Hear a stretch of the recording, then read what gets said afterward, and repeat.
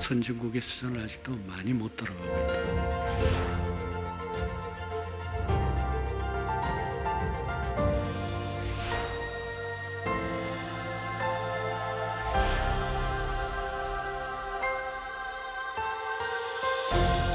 한국 경제 발전 과정이나 지금의 또 경제 현상을 볼 때는 단순히 우리가 현대 경제학의 틀로서만 그것을 제대로 설명하기는 어렵다. 결국 경제 정책 과정, 그 입안과 결정 과정은 사실은 폴리티컬 프로세스죠. 그리고 그 폴리티컬 프로세스가 일어날 수 있는 그 나라의 사회문화적 토양, 그리고 역사적 환경, 또 인스티튜션의 전통과 퀄리티, 그런 것들이 합쳐져서 결국 경제정책이 입안되고 제도가 발전해 나가는 거다. 그리고 또 우리나라와 같이 사실 주도국이 아니고 주변국의 경우에는 또 무엇보다 국제 환경이 중요하다. 그리고 그런 국제 환경과 정치 흐름이라는 큰 맥락에서 우리 경제 정책, 경제 현상을 이해해야 되지 않을까. 이제 그렇게 사실 영국에서 경제학이 시작할 때도 정치 경제학이지 않았습니까? 폴리티컬 이코노미였죠. 우리 한국 경제는 발전 과정도 그렇고 또 어떻게 보면 현재 놓여 있는 위치도 그렇고 상당히 그 특이한 점이 많다고 생각이 들어요. 우선 성장률이 급상승, 급강화, 그리고 우리 산업, 고용, 사회 구조의 급변화, 인구 구조 급변화 여러분들 너무나 잘 아시고요. 또 소득 분배도 다른 어느 나라 못지않게 70년대 이후에 빠르게 악화되어 온 경우입니다. 그리고 산업화, 도시화, 민주화, 세계화, 정보화를 한 세대에 겪은 나라로 이렇게 제가 한국 경제의 특이성을 정리를 했습니다. 그렇지만은 항상 빠르게 성장, 세상에는 항상 빛이 있으면 어둠이 있듯이 그 그늘에 여러 가지 주름 잡힌 것도 많죠. 그러니까 여러 가지 압축 성장의 결과로 우리가 가지고 있는 산업 노동 시장의 이중 구조, 노인 빈곤율, 그리고 경제력 집중, 또 계몽주의에서부터 오늘날 시대, 소위 신냉전 시대를 살아오면서 우리가 가지고 있는 그 가치의 혼돈, 갈등, 세대 간, 계층 간, 진영 간, 분열적 이런 걸 우리가 한국 사회가 그대로 다 가지고 있다고 생각합니다. 사실 미국과 이 현대 경제학은 주로 카운터 시클리컬, 경기 순환, 그리고 경제의 기본 운용 원리 이를 충실히 설명하지만은 우리나라와 같은 이거는 현대 경제학에서 설명하지 못합니다.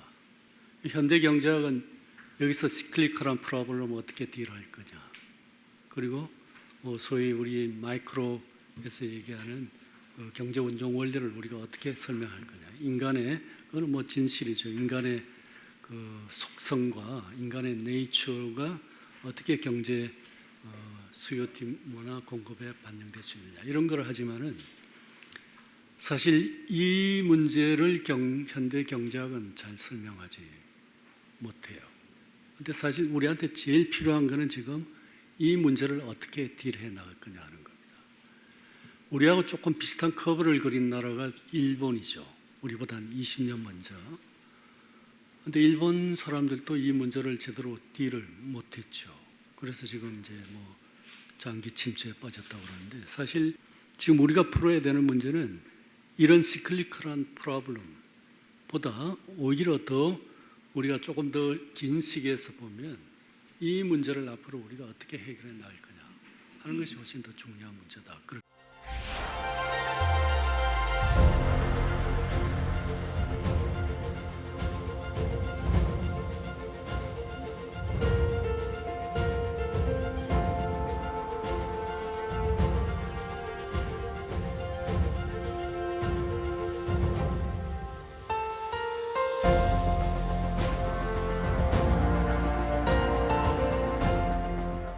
한국 경제 과거 80년대까지를 끊어봤습니다. 왜냐하면 이 시기에 우리 경제가 오늘날 있게 된 발판이 놓였던 시기이기 때문에요.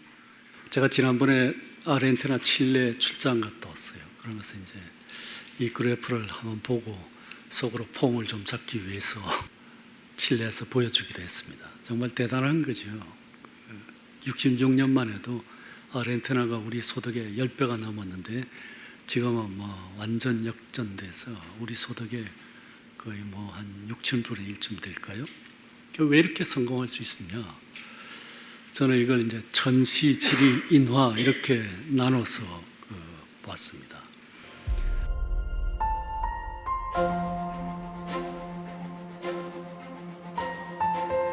먼저 천시는 결국 이제 가트 브레튼 우드 시스템이 2차 대전 후에 출범한 건데요. 그러니까 2차 대전 이전에 40% 이상, 50% 가깝던 관세율이 1990년대까지는 약 5% 이하로 떨어졌습니다. 그전에는 소위 선진국들은 제조업을 수출하고 식민제국들로부터 천연자원과 농산물을 수입하는 그런 트레이딩 시스템을 가지고 있지 않았습니까? 그게 이제 50년대 후반부터 크게 이제 전환되기 시작했다고 그래요. 그러면서 이게 제조업 교육 비중이 크게 늘어나게 됐습니다. 그리고 공산품과 농수산품, 천연자원의 트레이드 쉐어가 완전히 50년대 후반을 기점으로 역전되게 됐어요. 2차 대전이 끝나고 나서 소위 서드 월드에서 스타 퍼포머가 누가 될 거냐 했을 때 주로 칠레, 인도, 뭐 브라질 이런 나라들을 제일 많이 꼽았다고 그래요. 근데 사실 결과적으로 어떻게 됐냐? 소위 아시아 네 마리 용이 스타 퍼포머가 된 거 아닙니까? 만약에 인적 자원밖에 없는 이 나라들이 이런 가트라운드라든가 제조업 수출로 빠르게 성장할 기회가 없었다면 그런 기회를 갖지 못했겠죠. 그러니까 이 브레튼 우드 시스템과 전후 국제환경 질서가 소위 인적 자원이 풍부하고 달리 자원이 없었던 나라들한테 성장 기회를 줬다. 이제 그게 저는 천시라고 이렇게 했고요. 지리. 사실 경제 발전과 성장에서 가장 큰 바틀렉이 뭡니까? 자금 조달, 투자 재원 조달이 가장 큰 바틀렉이거든요. 그런데 대한민국은 전후에 다른 어떤 나라들보다 해외 자원 조달에, 외자 조달에 유리한 위치에 있게 됐다. 한국 그 소위 이 냉전의 제일 프런티어에 있었던 나라 아닙니까? 그것 때문에 한국 전쟁이라는 아주 뭐 참혹한 경험도 갖게 됐죠.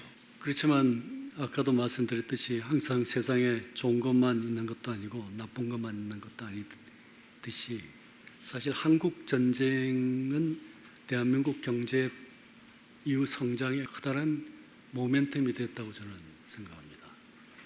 한국 전쟁으로 인해서 우리는 한미 상호 방위 조약 체결을 하게 되었습니다. 바로 이제 이 한미 동맹 관계, 한미 상호 방위 조약 체결이 그 뒤에 한국 경제의 폐쇄에 아주 뭐 지극한 영향을 미쳤다고 볼 수 있죠.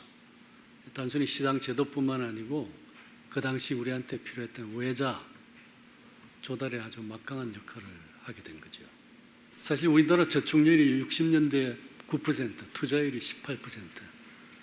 이 차이가 경상수지 적자 아닙니까? 근데 이 갭을 결국은 외자로 메꿀 수 있었던 거죠. 70년대까지 사실은 그랬습니다. 이 갭이 결국은 이제 한국이 가지고 있었던 특수한 그런 지리적 이점의 결과였다.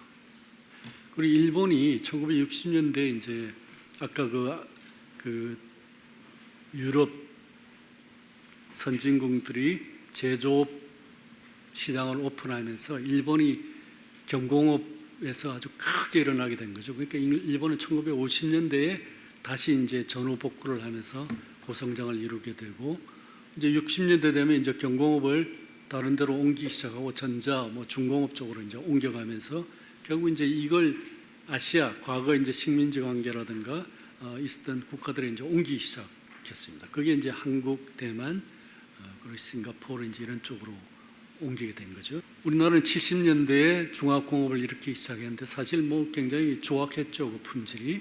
그러다가 저희 이엔화가 빠르게 전상되고 하면서 이제 그때 우리가 경쟁력을 가지게 된 거죠. 중국이 고맙게도 70년대 또는 80년대까지 잠자고 있었기 때문에 우리한테 그런 기회가 주어졌다. 그 중국이 79년 개방 개혁을 했다 그러지만 사회주의 체제에 한 30여 년 갇혀 있었잖아요. 그러니까 우리한테 한 30년의 시간이 어떻게 보면 주어진 거라고 볼 수 있죠. 여하튼 이런 지리적 이점이 있었다. 저는 한국 경제 발전의 가장 큰 동인이 뭐냐? 하나를 꼽으라 그러면 바로 신분 계급 질서의 붕괴라고 저는 꼽겠습니다. 이게 한반도는 2000여 년 넘게 계급 사회이지 않았어요? 그게 이제 19세기 말부터 이제 붕괴되기 시작했고 노비 제도가 철폐된 것은 갑오경쟁이었다고 해요. 그다음에 법적으로 완전히 신분 계급이 철폐된 것은 1912년 총독부가 들어서고 나서 조선 민사령이 사실 조선 민사령이 위반된 것은 1911년이었습니다. 그러니까 이때부터 우리나라는 소위 인권이라는 게 이제 쉽게 침범할 수 있는 없는 사유재산권이 이제 확보가 되고 한국 전쟁이 끝난 1950년대 중반에는 대한민국에는 과거의 신분 계층이 완전 붕괴를 했다고 합니다. 그거는 한반도 역사 2000년에도 없었던 일이고 또 세계사회에서도 공산주의 혁명을 제외하고는 없었던 일이라고 그래요. 이제 여기서 모든 부모들이 그러니까 과거의 인식이라든가 또 관점은 남아 있어서 어떻게든지 우리 아이들 공부시켜야 되겠다. 공부시키지 못하면 천하게 된다 해서 모든 부모들이 자식 교육을 이제 시키게 된 거죠. 미국이 유럽에 비해서 18, 19세기에 빠르게 성장한 게 아메리칸 드림이 있었기 때문에 그렇게 되었다고 그러잖아요. 그 아메리칸 드림이라는 것은 유럽의 계급 신분 사회에서 탈피해서 모든 사람들이 뉴욕이라든가 시카고 이런 데서 이퀄 베이스로 일할 수 있게 됐기 때문에 소위 미국이 어느 유럽 국가들보다 다이내믹한 국가였고 그래서 이제 결국 빠른 성장을 했다는 거죠. 그런데 미국은 인종이나 얼굴 색깔에 대한 차별은 없애지 못했어요. 그런데 대한민국은 인종이나 아니면 얼굴 색깔에 의한 얼굴 색깔 다 똑같지 않아요? 그러니까 이건 완전히 100% 출발선이 똑같아진 사회가 된 겁니다. 일제 말기에 아동 정년기에 초등학교 진학한 정년기 아동이 47%였다고 그래요.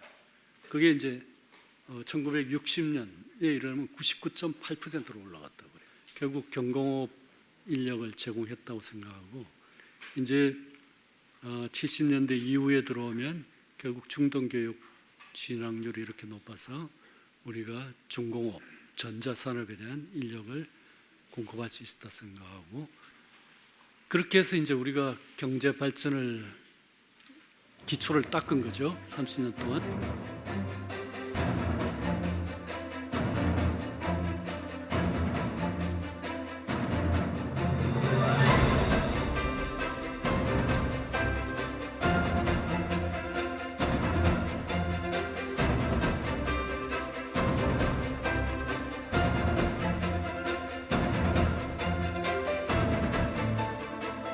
90년대 이후에는 우리 대내외 환경이 많이 바뀌었죠. 대외 환경은 중국이 80년대까지는 여러 가지 혼란 속에 있다가 90년대 들어서는 이제 본격적 그 테이크오프를 시작한 거죠.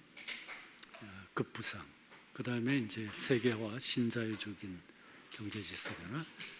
그리고 브레튼 우드 시스템이 71년에 무너졌죠. 이제 70년대부터 자본 개방이 시작되고 그러다 보니까 국내 금융도 이제 자유화가 시작되고 그렇지만 우리는 여전히 관치 금융을 90년대 중반까지 뭐 정도의 차이는 있지만 지속해 왔던 거죠. 그렇게 하다 보니까 결국 소위 코리아 한국 주식회사형이 되지 않았어요.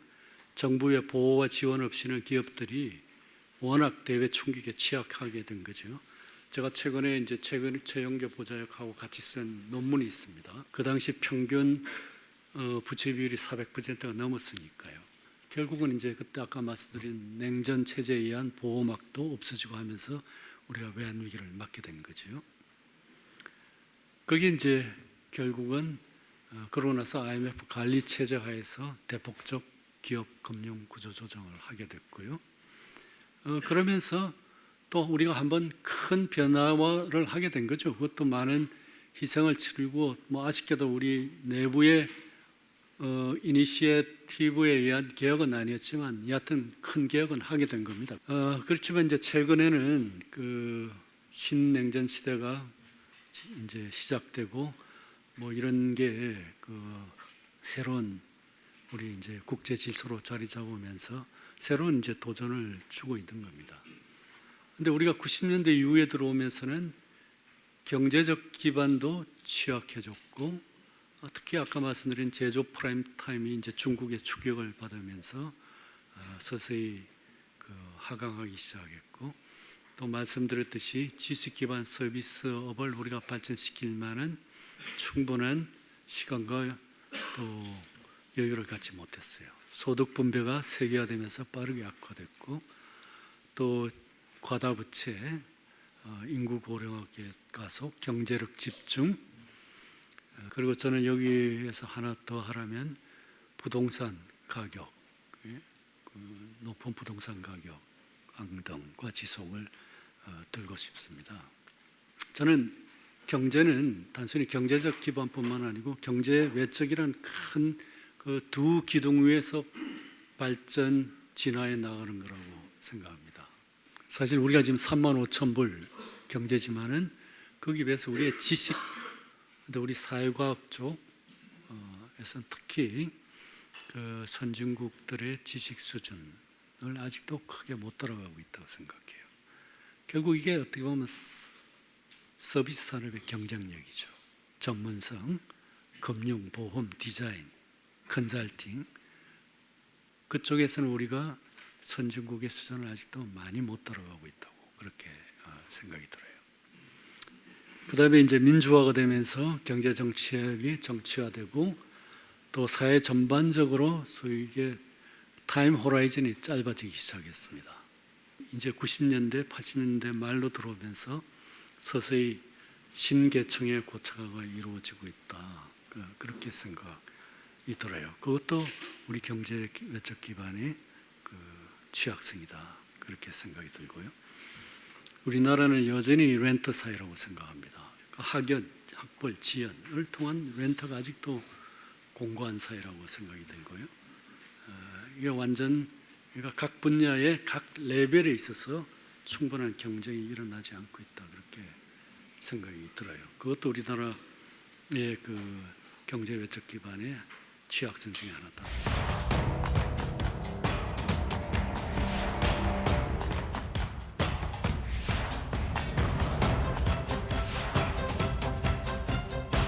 뭐 전 세계적으로 이게 그레이트 트랜지션 피리어드라고 그러잖아요.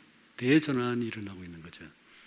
뭐 보는 관점에 따라서 이 대전환의 핵심 요인을 저는 이제 이렇게 요약했습니다. 인구 변화 가장 큰 거죠. 그리고 바로 이제 이게 냉전 체제가 무너지면서 이 인구들이 소위 프리 마켓 이코노미에 인티그레이트 되면서 세계 경제 구조가 크게 변한 거죠. 그게 소위 우리가 그레이트 모더레이션의 시대를 가지게 된 거, 결국 인플레를 두려워하지 않게 되고 아무리 금리를 내리고 돈을 풀어도 중국에서 값싼 물건들이 들어오니까 저희들 이 옷값이라든가 전자제품 값은 30년 전에 비해서 더 떨어졌죠. 소위 공산품 값은요. 그렇지만 이제 배에 실어다가 수출할 수 없는 땅값, 이제 회사값 이런 거는 자산값은 이제 돈을 푸니까 계속 올라가게 된 거죠.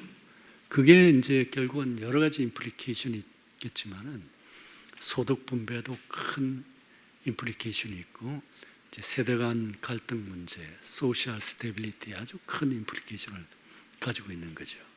그 한 30년이 이제 끝나가고 있다 이렇게 이제 볼 수 있겠죠. 물론 이제 신냉전 체제가 다시 시작되지만은 그거는 과거 냉전과는 또 다른 그런 제도적, 환경적 그 요인들을 가지고 있으니까요. 동서양 간의 관계가 역전되기 시작한 것은 르네상스 이후부터였다고 볼 수 있죠. 근데 그게 19세기까지 들면서 거의 아시아가 서양 소위 서세 동점으로 해서 아시아가 거의 다 무너지다시피 하지 않았어요. 그게 지금 이제 1950년대 이후에 이제 빠르게 지금 역전되고 있습니다. 21세기에는 저는 이제 동서양 간의 경쟁 시대가 지속되지 않을까 그렇게 생각이 되고요. 벌써 여기 이 자료에 의하면 2030년대가 되면 30년에는 구매력에서 이제 아시아가 유럽이나 서구를 압도하게 되는 거죠. 가치사슬 변화. 이게 그렇게 멀지 않죠. 20년 전만 해도 하나 변방했던 중국이 이제 이렇게 들어오면서 오히려 일본이 이제 중국의 공급망, 글로벌 사시에 이렇게 이제 편입되는 그런 상황이고 미국은 이렇게 외톨이처럼 떨어져 있는 그런 상황이 됐습니다. 미국이 이렇게 지금 나와서 거저 몇 나라들 끌고 이래 가지고는 안 되겠다. 여기 있는 애들 다 가져와서 우리 쪽으로 해야 되겠다. 그게 지금 바이든의 대외 정책이잖아요. 그리고 제이크 슬리반이 지금 취하고 있는 대외 안보 경제 동맹 정책이죠. 우리는 이제 여기서 이제 그러면 어떤 입지를 취해야 될 거냐 하는 게 지금 중요한 과제로 되어 있습니다.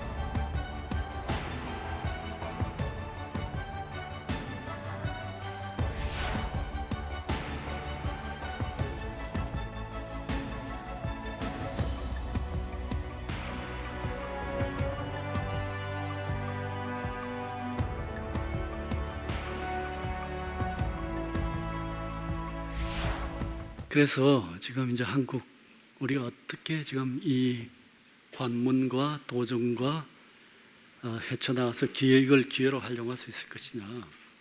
결국은 아까도 말씀드렸듯이 우리는 경기 대응 정책보다 훨씬 중요한 게 구조 변화를 어떻게 할 거냐. 일본이 이걸 못했으니까 따라갈 모델도 없다 이제는. 우리가 해 나가야 된다. 누구한테 맡기겠냐? 스웨덴 모델이 있습니까? 네덜란드 그런 모델 우리한테 가져오면 아주 한국적 그 변이를 낳아서 아주 특이한 변종을 낳게 된 걸 경험하지 않았어요? 그러니까 우리는 이제 실사구시적으로 해 나가야 된다. 우리에게 맞는 거.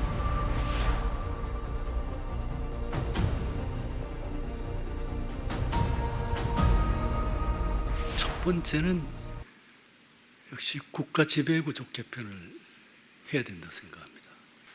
근데 저는 결국 어떤 정부든지 성공하기 위해서는 네 가지 일을 갖춰야 된다고 생각하는데요. 하나는 지도자가 제대로 된 비전을 가져야 된다. 두 번째는 그 비전이 시대가 요구하는 것과 맞아떨어져야 된다.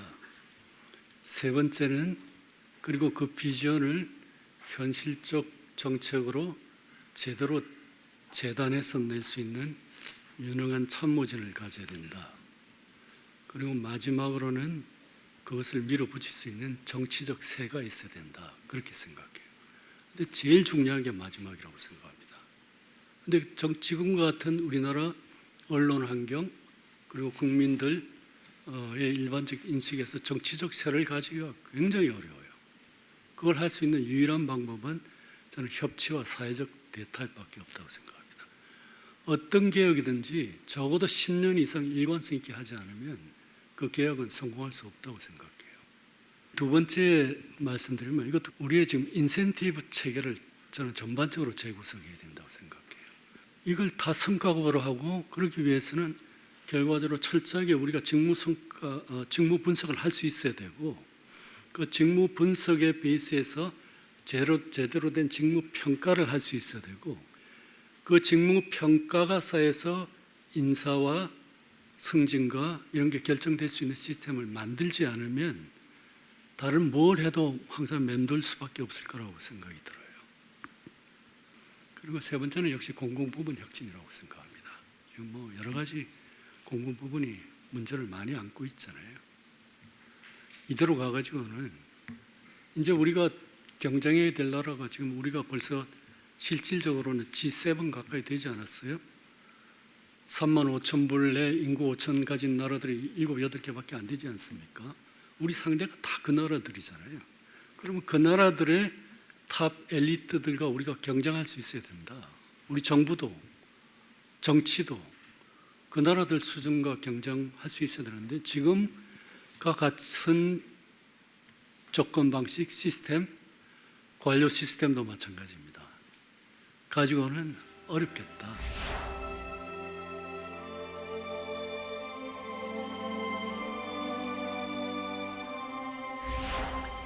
시간이 많이 초과된데 들어주셔서 정말 고맙습니다. 네, 감사합니다.